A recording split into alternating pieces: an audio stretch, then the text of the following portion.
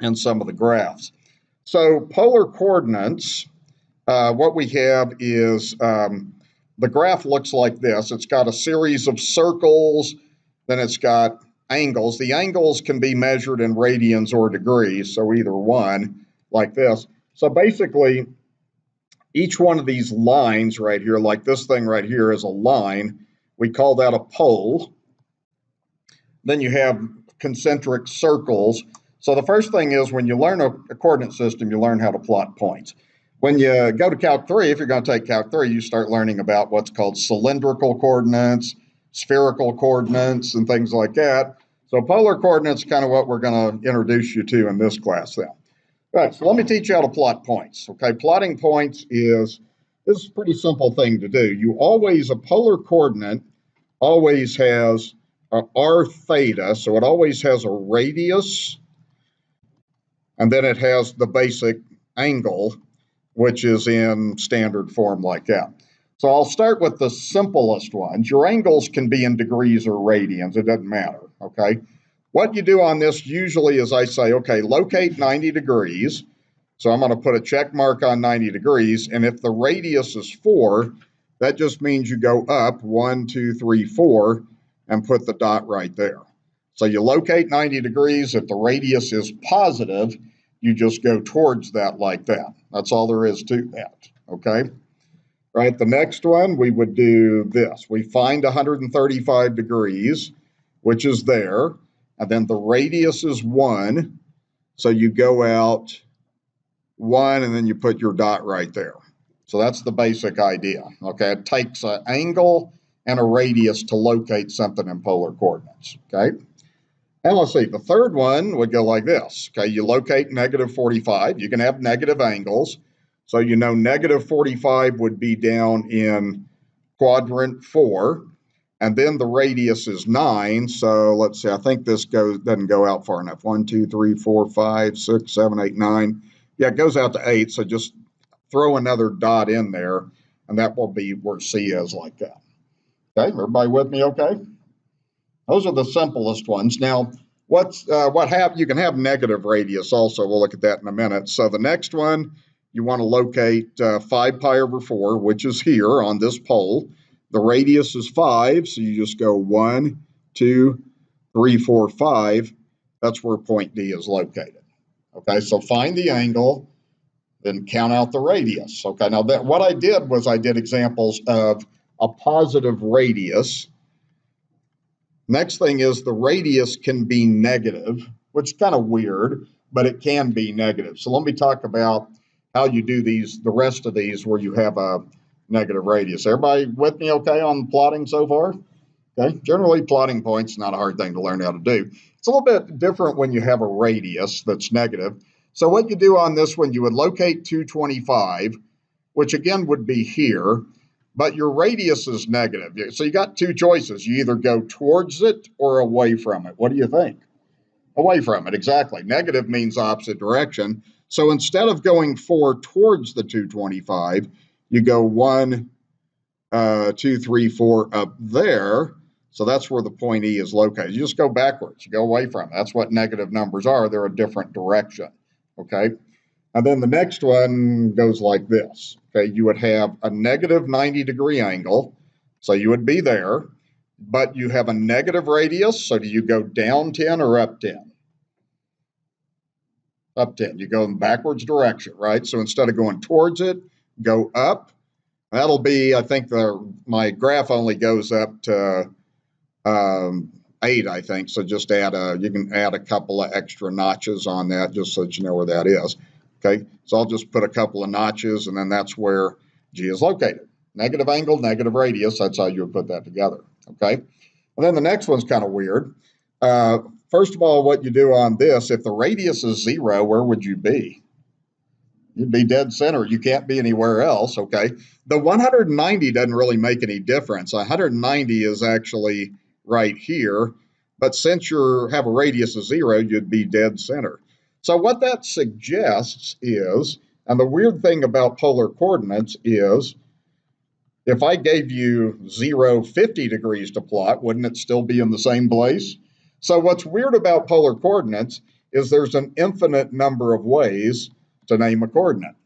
And they're not unique, like a rectangular system X and Y that you're used to. I mean, if you plot the point 4, 5 in rectangular, there's no other way to name that. But in polar coordinates, there's an infinite number of ways to name it because the angles can take on an infinite number of coterminal values, right? So that's how that goes. So that's what I'm saying down here. A polar coordinate is not unique. You can name it in an infinite number of ways. All right, so really, plotting polar coordinates, that's how you want to start learning, is how to plot out basic values. Okay, everybody feel okay what I did there? Okay, just remember the negative radius just means go in the backwards direction of the angle. And your angles can be negative, they can be positive, the radius can be negative or positive, okay? All right, so the next thing I want to look at is I'm going to look at a couple of things here. What I want to do is just spend a little bit of time showing you that if you have a given point in polar, then you can write it in different ways. You can actually take the point 690 and write it in lots of different ways. So what would happen on this one is we want to see if we can think about different ways to name this then. Let me do this real quick and just take kind of a snapshot of this thing here. Yeah, because you'll visualize it, I think, a little bit better if I show it on this grid here.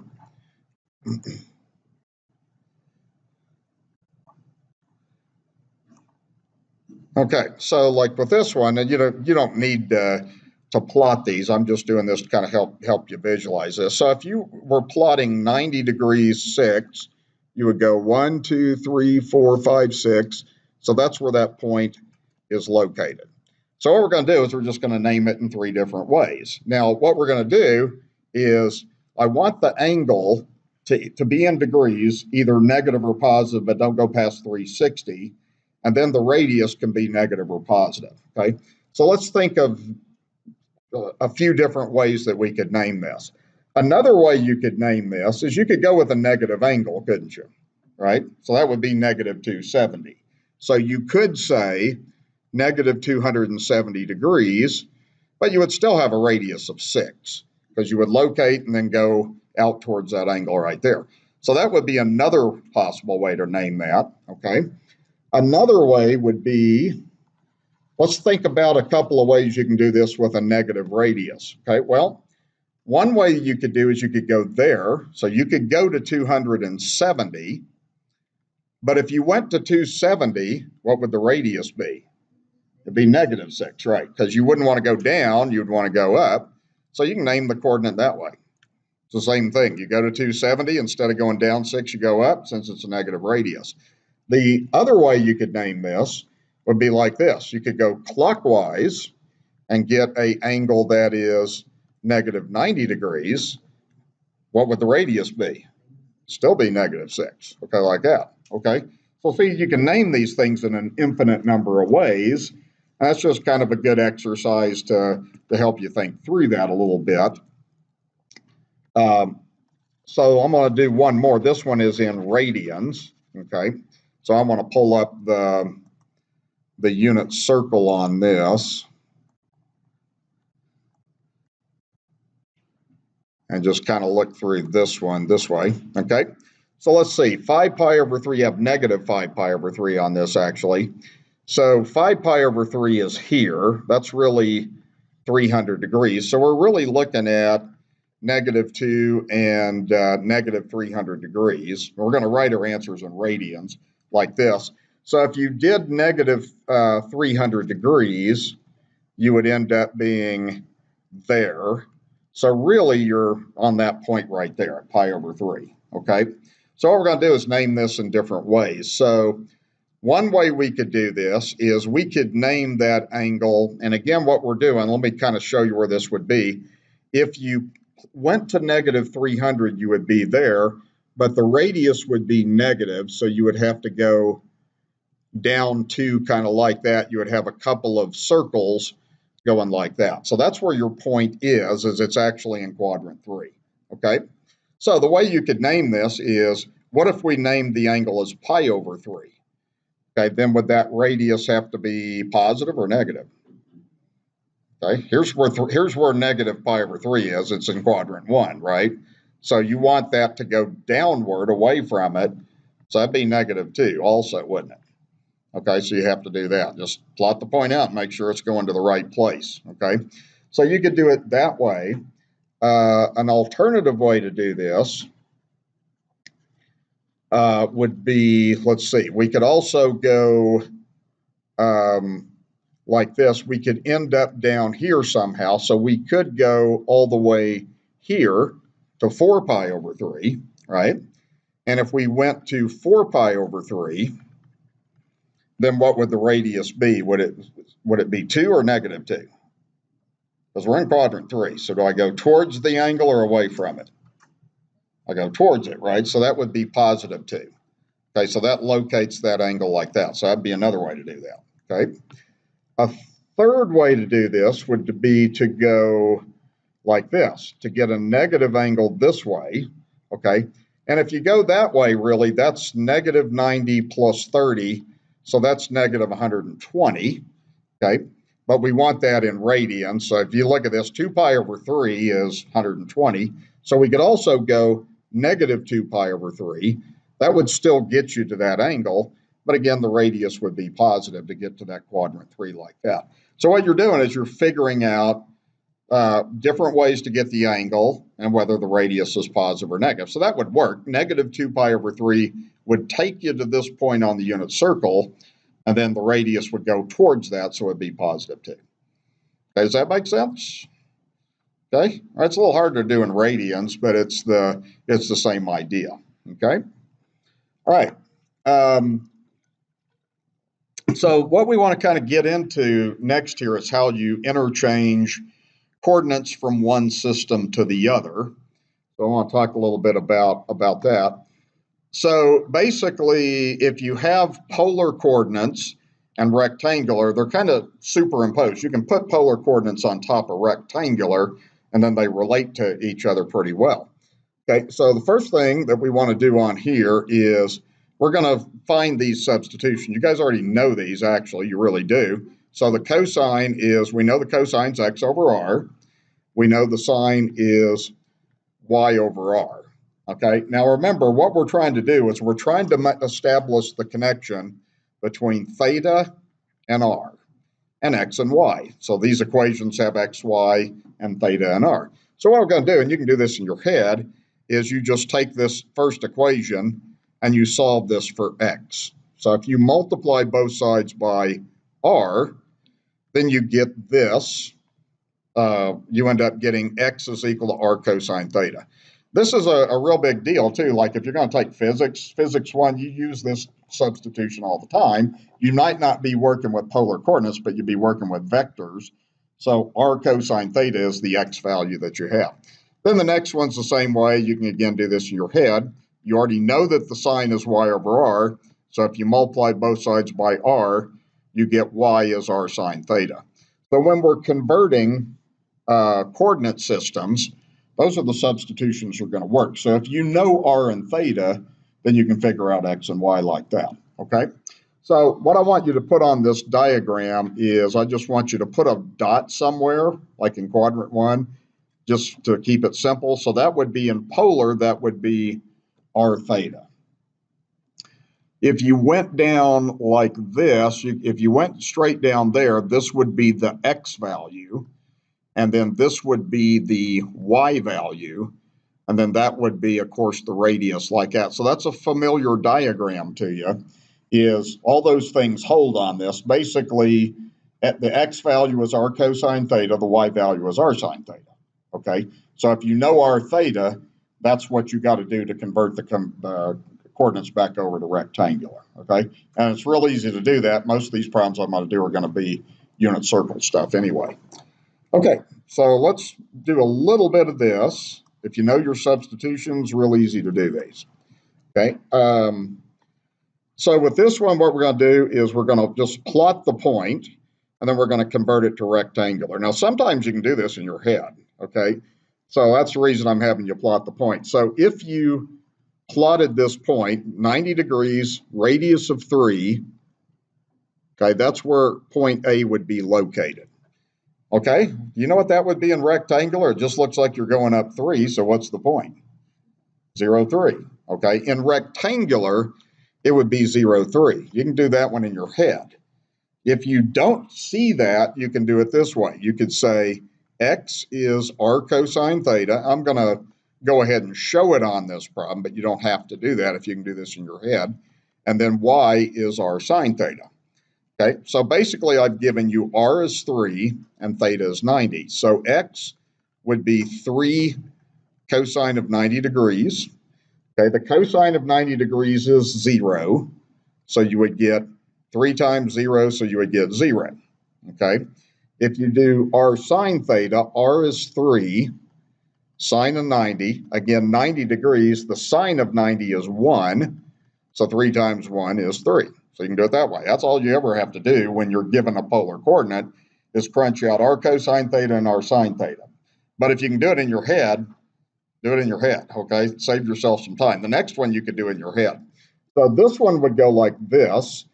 Okay, you're at pi, and then the radius is negative, so which way do I go, left or right? I go away from it, so you would go 1, 2, 3, 4, 5 to the right like that. All right, what would that be in rectangular? If you just go over 5 to the right, what's the point in rectangular? 5, 0. Okay, so yeah, this one you can do in your head. So I usually recommend that you, if you can do it in your head, just, waste your time, just do it, okay, like that. The other two, I think you probably have to crunch out a little bit on this. So we're going to do the trig substitutions on the next two then. Okay, so this one, what we'll do is if we plotted this, 11 pi over 6 is here, and this has a radius of 10. So you want to go to 11 pi over 6 is here, and just go out a couple of more notches. Just put a dot out there. The polar grid doesn't go out to 10. So just put a dot out there like that. So actually what we need to do is x is r cosine theta. So we're going to work that out. And then y is r sine theta. So we'll work that out. Okay, it's unit circle stuff. So the radius is 10. Then we're going to do cosine 11 pi over 6, which you can look at my unit circle and get that put together. Okay, so let's see, 11 pi over 6 is this. The cosine is square root of 3 over 2. So you'd end up having 10 times square root of 3 over 2. Okay, and you can reduce that down. You have 10 root 3 over 2. That reduces down to 5. So the x value would just be 5 root 3, okay, in rectangular. Then we do the y coordinate, same thing except we do the sine. So we would do y equals the radius 10 times the sine of 11 pi over 6. Okay, the sine of 11 pi over 6 is the y value. So you'd have 10 times negative 1/2. So that's negative 10 over 2. So that is negative 5.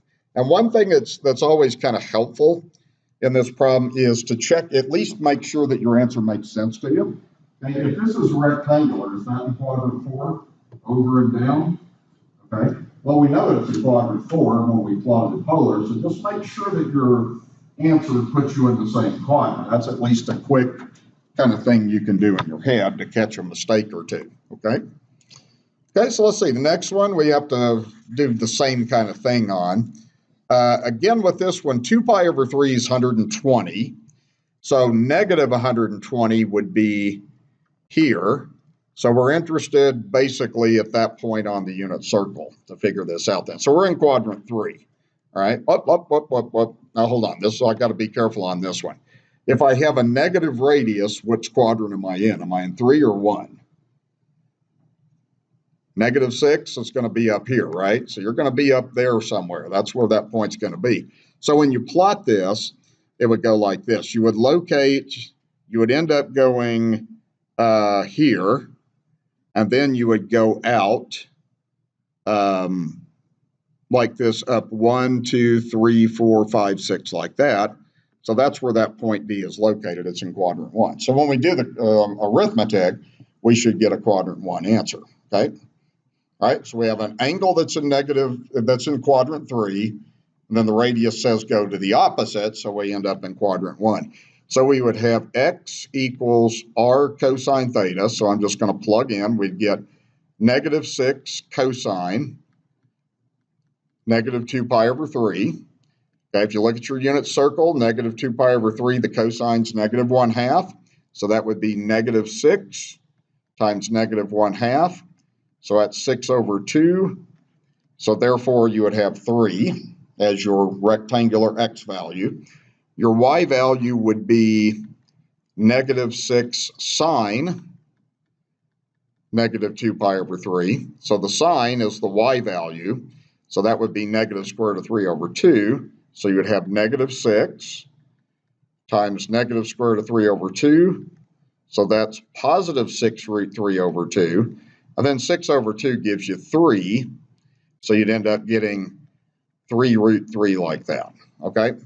Now, is that point that I came up with in quadrant 1? Yeah, because it's over and up, right? So it's positive, positive. So it should match with that coordinate there. So what you do on this, it's not hard to do these conversions. You can either do them in your head, or you use r cosine theta, r sine theta to convert those over. Okay, and it's knowledge of unit circle. Okay, so it's not drastically new information to you. All right, any questions about that so far?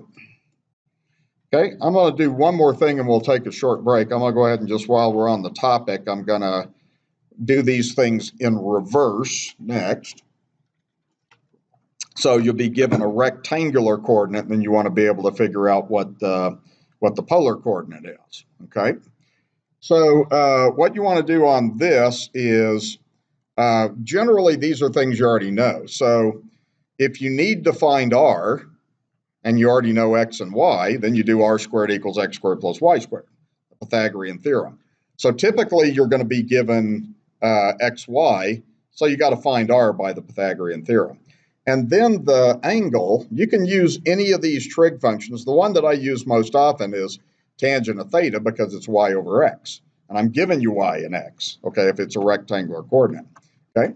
So let's go ahead and let's crunch these out, and we'll take a short break here. So all of these things are rectangular coordinates, and we're going to convert them to polar. And what I'm looking for, typically I ask the question this way. I want the angle to be in degrees from 0 to 360. Okay, I usually tell you what interval I want that to be in. And then I'm saying I want a positive radius. That's kind of the common way to name this then. So some of these we can do in our head. The first three, I think, or the first two at least, you can do in your head. So this one would be in rectangular, you would just put your point there. You would go left 2 like that, all right? So polar, you don't need to do anything. You need to just do it in your head.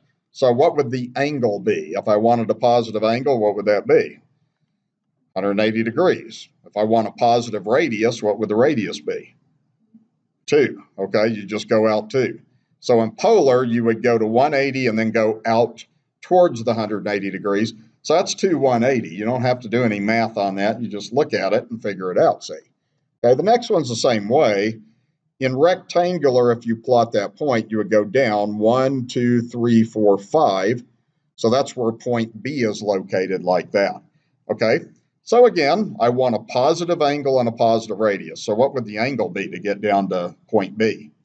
270, good. Okay, so we'd have 270. And what would the radius be? 5. All right, I go down towards it. And I want a positive radius, so it would go like that. Okay, that would locate the point. So if your points are on the x or y axis, you figure it out in your head. You don't need to do anything, okay? The next one, we have to do a little bit of number crunching on this next one then. So I'm going to erase those 2 points right there. So this third point is -5, -5. So you go 1, 2, 3, 4, 5 left and down. So that point C is located there. So what you have to do is you have to do 2 things. Okay, first of all, you're always looking at the radius, and you're always looking at that angle theta. Okay, we have to use trigonometry to figure this out then. So the first thing that you'd want to do is r squared equals x squared plus y squared. See, I've given you an x and a y value, so you do the Pythagorean theorem. So you would have r squared equals negative 5 squared plus negative 5 squared. So that would be r squared is 25 plus 25, which is 50. Then you can square root both sides. And you'd want to break that up. So you'd want to break that up. The 50 needs to be broken down into 25 times 2. So you get 5 root 2. You want to simplify radicals when you do that then.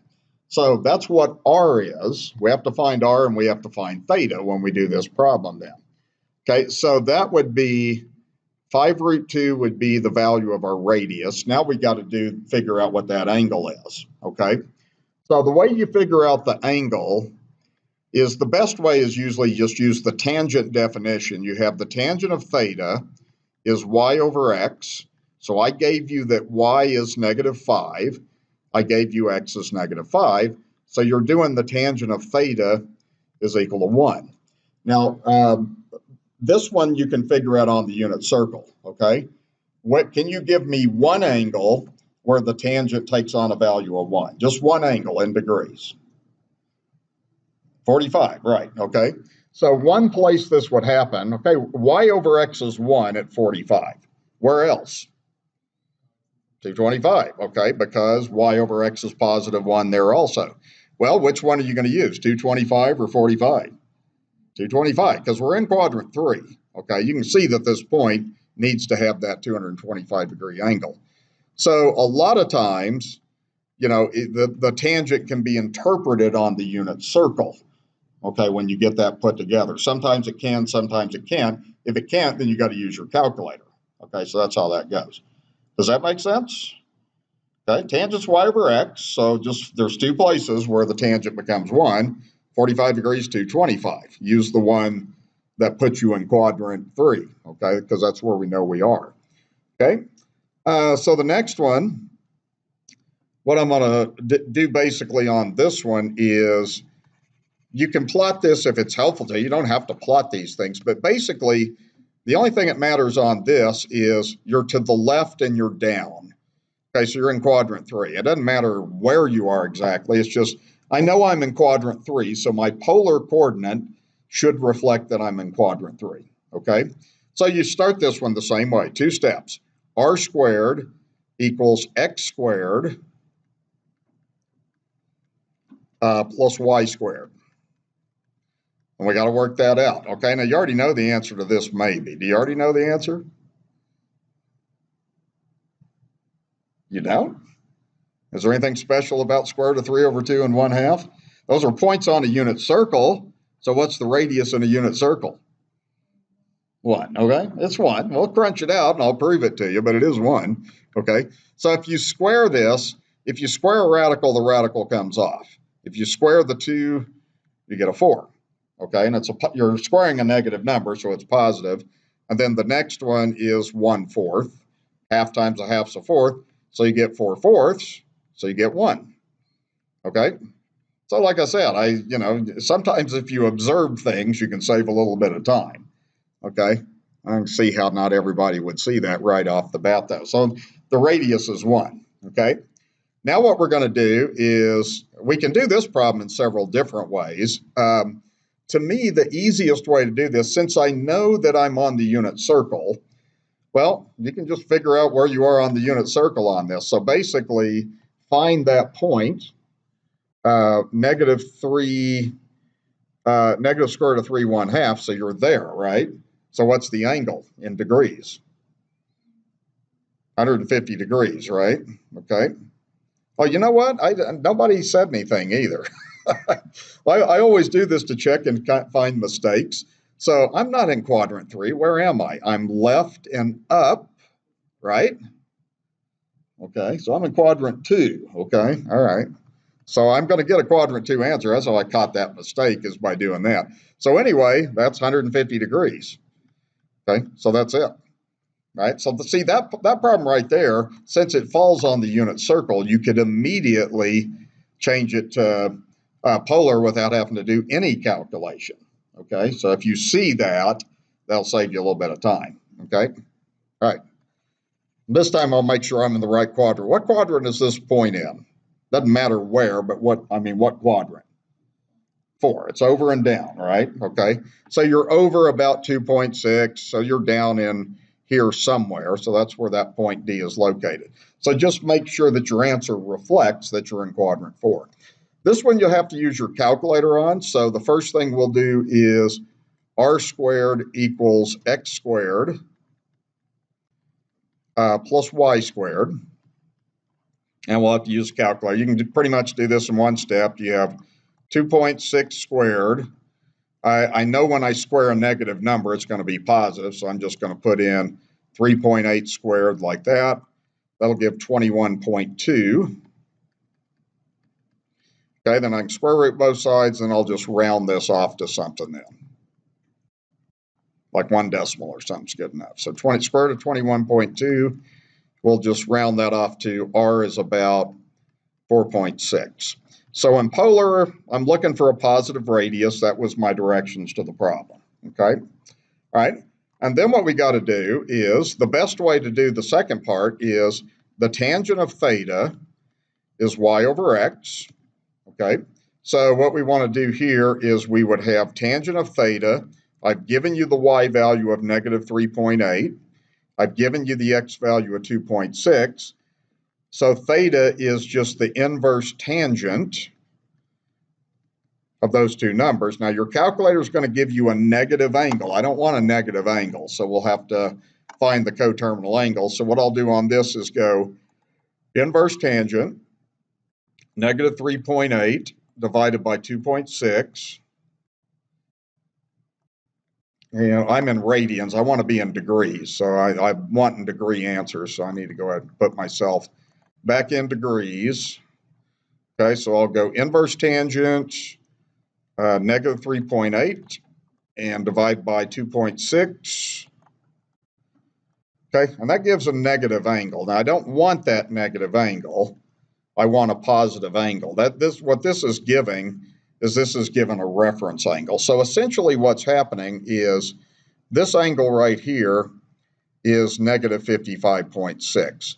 Okay, now what we want is we want the positive angle doing that. So what do you need to calculate to get that positive angle? You just go 360 less that angle then. Okay, whoops. So what I would do here then to get this is this. I just do theta is 360 minus 55.6, and then that would be the angle that I'm looking for since I want a positive angle. Okay, so that would give 304.4 then, and then that would be the appropriate polar coordinate. Again, if it doesn't fall on the unit circle, you got to use your calculator to approximate the angle. Okay, like that. So that's it. Okay, so that's how you convert coordinates back and forth. This is something that you do if you get to Calc 3. When you get to Calc 3, you'll begin to look at the calculus of different coordinate systems, like polar will be one that you'll look at. So we just want to try to get you started on this idea. All right, let's go ahead and take about this. And let's see, with this, we're going to do equations. So you can have polar equations. This will kind of lead us up to graphing and everything. So what I'm doing here is we're looking at rectangular equations, and we change them to polar. And actually, all you ever do, if you're given a rectangular equation, that means you're given x and y. You just do these substitutions, and you do whatever simplification you can that's pretty basic. So on this problem, what we're going to do is just where you see that x, replace that x with r cosine theta, and then square it.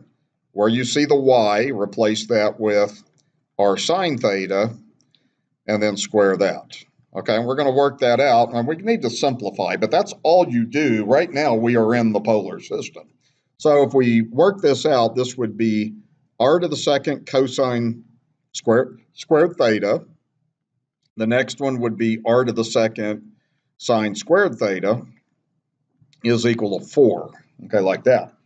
All right. So here's what you would do. You can factor, and hopefully you'll kind of recognize the identity when it pops up. So if you factor out an r squared, then you're left with cosine squared theta plus sine squared theta is equal to 4 like that. All right. Now, what is the value of cosine squared theta plus sine squared theta. That's 1. Okay, that's an identity that you learned. So that would end up giving you r squared times 1 equals 4. So you just get r squared equals 4. Now you can go ahead and do the square root of both sides. You don't have to put the plus or minus on this on polar because the radius can be positive or negative. So the polar equation would just be r equals 2.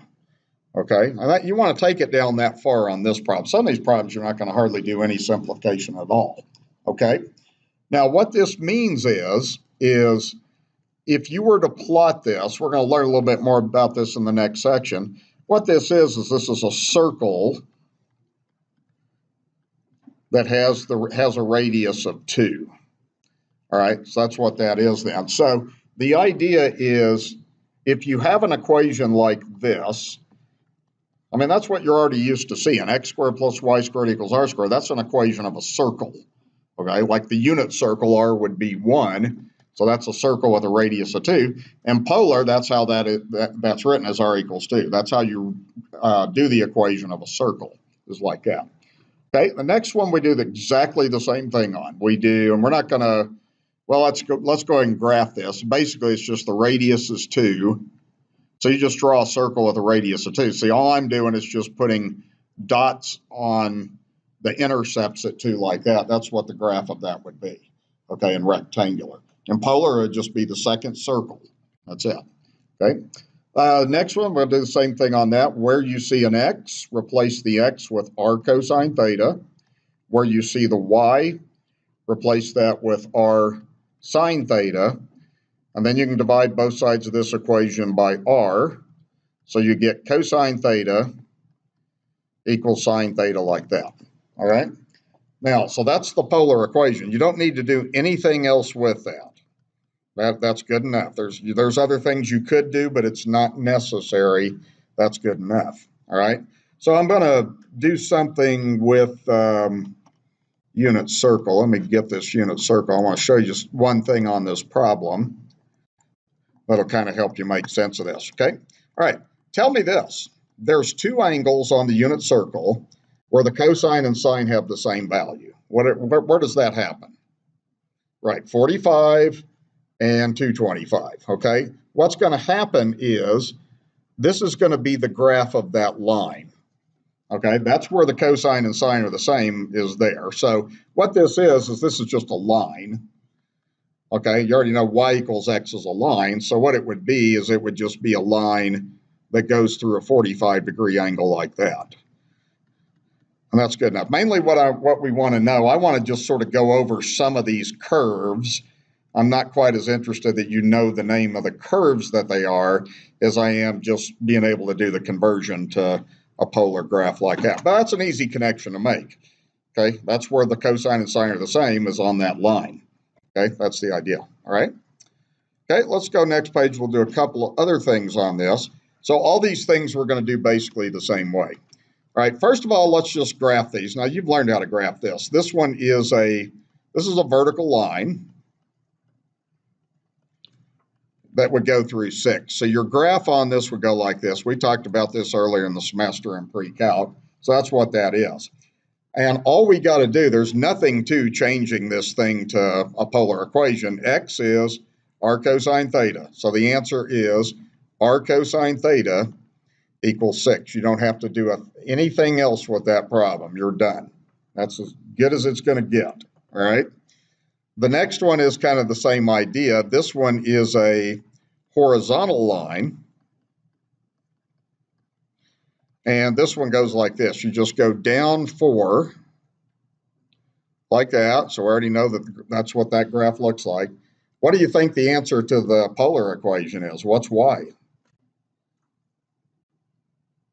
Or sine theta, right? Okay, so the answer to this problem is just replace y with r sine theta. So the answer is r sine theta equals -4.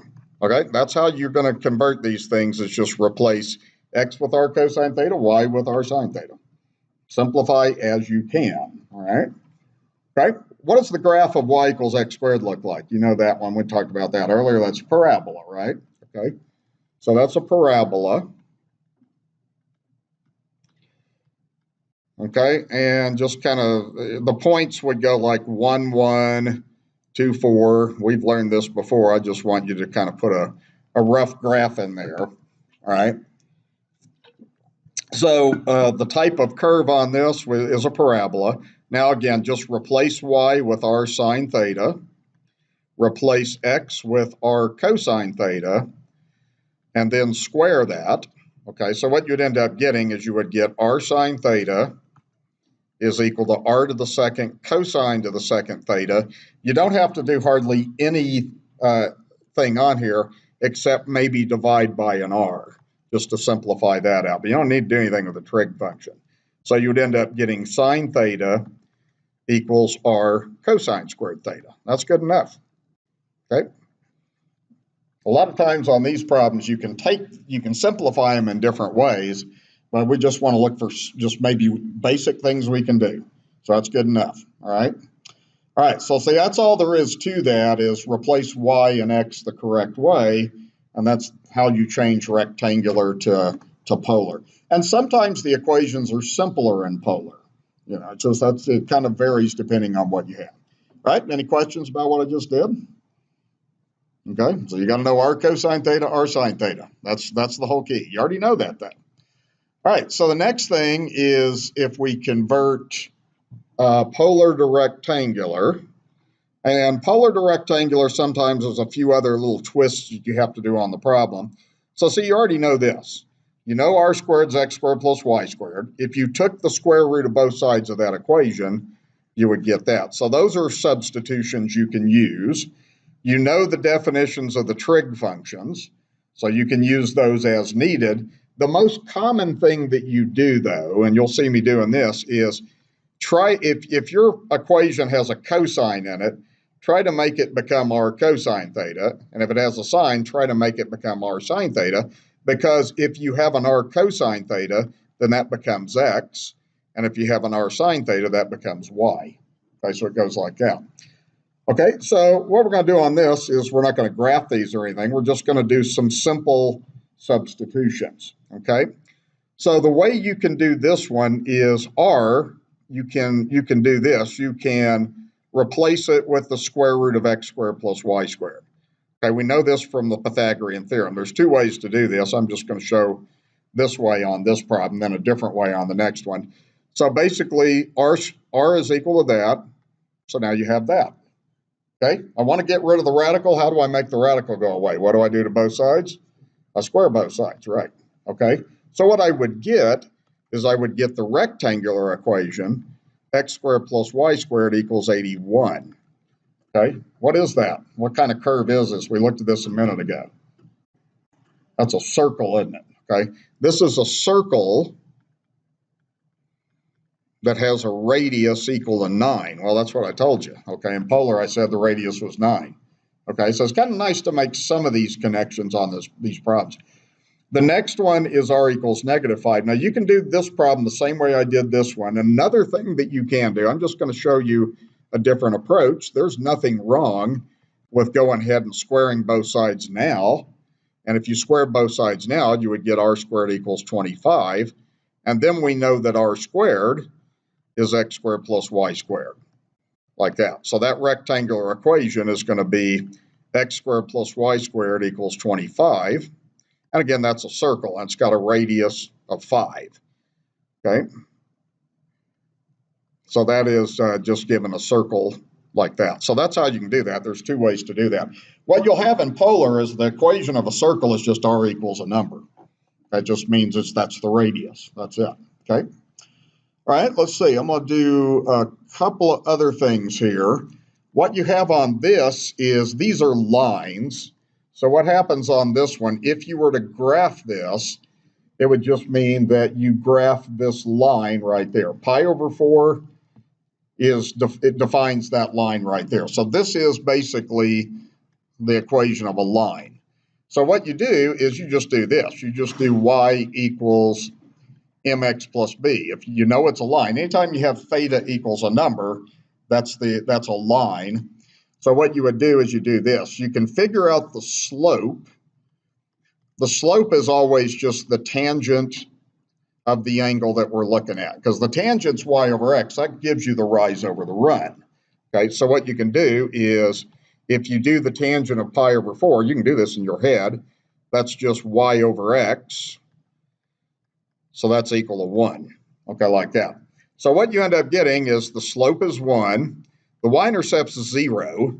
Okay, that's the way it is. If it's in polar and its theta equals a number, y-intercept is 0. So the answer would just be y equals 1x or y equals x.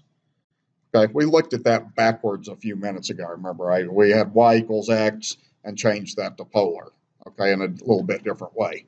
All right, so that's how that would go. The next problem is the same idea. The idea is 5 pi over 6 is 150. Now, this is a negative angle, so I'm going this way now. So it would basically end up being the graph of this line right here, and we just need to find the slope. The y-intercept is 0. We already know that. Okay, so what we do is the slope is just the tangent of negative 5 pi over 6. Okay, so you can take this point right here and do that. Okay, that's where negative 5 pi over 6 is. So that's negative 1/2 over negative square root of 3 over 2. 2's cross out. That ends up giving positive 1 over root 3. And then you want to rationalize that denominator. The tangent is the slope. It's the same thing. So if you rationalize, you get square root of 3 over 3. All right, so the answer to the problem then would be, since we know it's a line, y equals mx plus b is the form, we get y equals the slope, root 3 over 3 times x. The y-intercept is 0. That's a given. Okay, so again, that's a line. That's a linear function, like that. Okay, so that's what the graph in polar is of a line. Is it, if the y-intercept is 0, in polar it's theta equals whatever the angle is. Okay, that's how that goes. And use the tangent to find the slope. Okay, does that make sense? Okay, all right. Now the next two we take a little bit different approach on these. So the first thing I would probably suggest you do on this is change the secant to 1 over cosine. All right. And the thing on this problem is you really want r cosine theta. Okay, when you see a cosine in your problem, try to turn it into r cosine theta. Well, you can do that real easily. Actually, if you put that over 1 and you cross multiply, you would get r cosine theta equals 1. Okay, but what's r cosine theta? X. Okay, so the answer is x equals 1. Right? So that's all you got to do is that's x equals 1. And of course, that's a vertical line is what that is. So the graph of r equals secant theta is a vertical line. Okay, that's how that goes. All right. The next one we approach exactly the same way. The thing is, I see a sign. What you want is you want r sine theta. So how do you change that sine theta into r sine theta? Well, you multiply both sides by r. Okay, you can do that to both sides, same thing to both sides of an equation. So we're just going to multiply both sides by r. Okay, and when we do that, we're going to get r squared here, and then we're going to get 3r sine theta there. Okay, see, that's whenever you see a sign, that's your focus is, how do I make it say r sine theta? All right, now what is r squared? X squared plus y squared, right? Okay, so remember, we're changing this to rectangular. So we know, we've known this for a long time since we've been studying trigonometry, that's what r squared is. And then what's the right side going to become? 3y, good, okay, because r sine theta is 3y. That's it. And that's good enough. You don't have to simplify that any further. That's good enough. And this gives you a circle. What would be different about this circle is the center would not be 0, 0, but I'm not going to go through all the details on that because we didn't talk about conic sections in pre-calc. You will talk about conic sections in Calculus 3. Usually students sometimes study it in college algebra and they forget it all, and then you kind of relearn it in Calculus 3. That's kind of the same thing with polar coordinates. You're likely to forget a lot of this, but at least having a background will help you in Calc 2. And you generally Calc 2, you go over some of this stuff pretty quickly again anyway. Okay, so that'll wrap that up. And